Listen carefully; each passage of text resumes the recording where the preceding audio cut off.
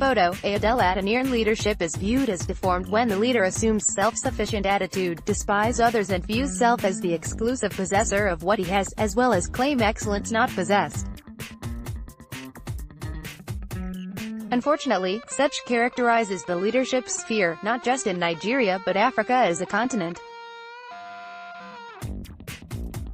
Factor that's largely responsible for the leader's inability to provide direction, protection, orientation, shape norms or manage conflicts in their various places of authority and impeded the establishment of a people-centered leadership culture.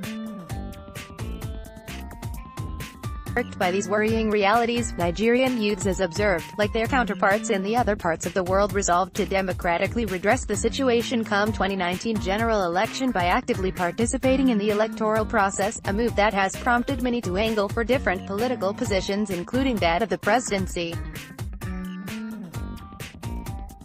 However, despite the popularity of this opinion, it is of considerable significance to state that, apart from the youth's non-possession of the financial strength to execute the electoral projects as being speculated in some quarters, there are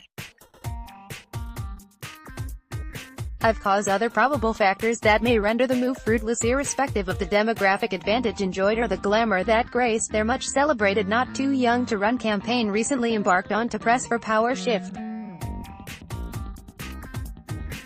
Indeed, the need for a shift in the nation's leadership structure has become inevitable and eminently desirable to accommodate young technocrats, who can take responsibility for their actions and results, be accountable where previous administrations were not, and tell the truth about their failures without blame games. But one fundamental obstacle that will prevent this from coming to fruition is the subjective view of the electoral process positions by the youths as a right which must be given, even in the face of obvious inabilities, and gross absence of planned programs and pragmatic strategies to making a positive impact by the power-seeking youths. To Nigerians with discerning minds, electoral exercises practiced the world over is both program and strategy-based and a keen contest where the candidates with the best program and realistic strategies for achieving that program is given priority, favored by the electorates. The youths at the moment have neither been program-specific nor strategy-concerned.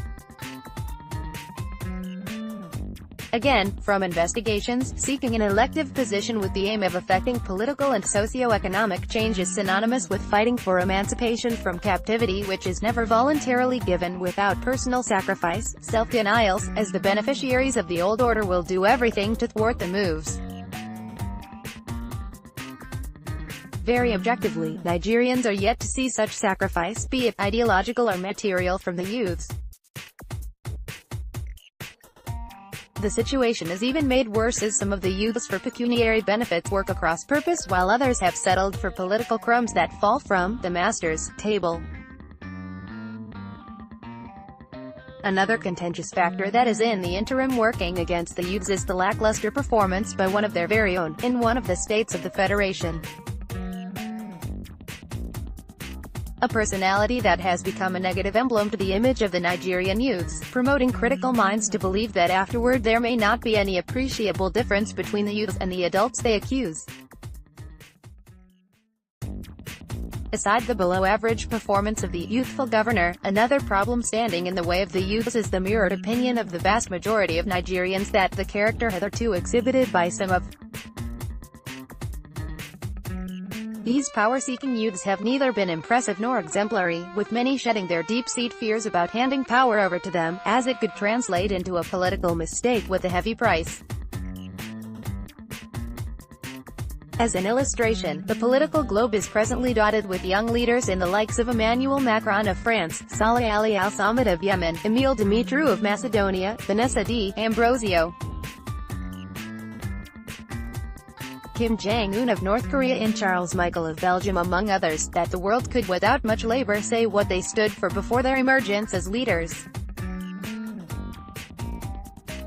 Certainly, the need to inject youths into positions of authority to ameliorate the present blow of inflation and recession, subsidize education, health, and create employment as well as guarantee security of lives and property has become unavoidable.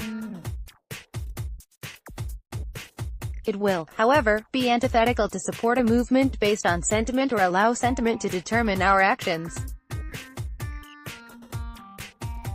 What the youths currently projects and views is well-intentioned but pragmatically vague, variable and ungraspable to be taken seriously, as their actions and strategies are masked in ambiguity with unclear vision and blurred goals. For the youths to be taken seriously, therefore, what Nigerians expect is a development of potentials that are politically new, something that is not yet known and not in existence, which will establish new political configurations. This is an imperative demand, as their political survival should not be left to chance, just as anyone that fails to search for his potential leaves his survival to chance. Very instructive also, the argument for a generational change from the head and the placement of our fate in our youths who had integrity, energy and the drive to recognize that extraordinary conditions call for extraordinary solutions, is indispensable but must be accompanied by a reassurance from the youths. Another contentious challenge that may, in the estimation of the vast majority, scuttle this ambition is the belief that electoral project in Nigeria is capital-intensive, while Nigerian youths are financially placed at the base of the pyramid. The assertion about the huge financial involvement in my views is in order but may not be completely correct, as the argument was not only sophistry but antithetical to building a nation devoid of corruption and goes against the global warning on corruption, as succulently pointed out. A precondition for an honest government is that candidate must not need large sums to get elected, or it must trigger off the circle of corruption. Having spent a lot of money to get elected, winners must recover their costs and possibly accumulate funds for the next election, as the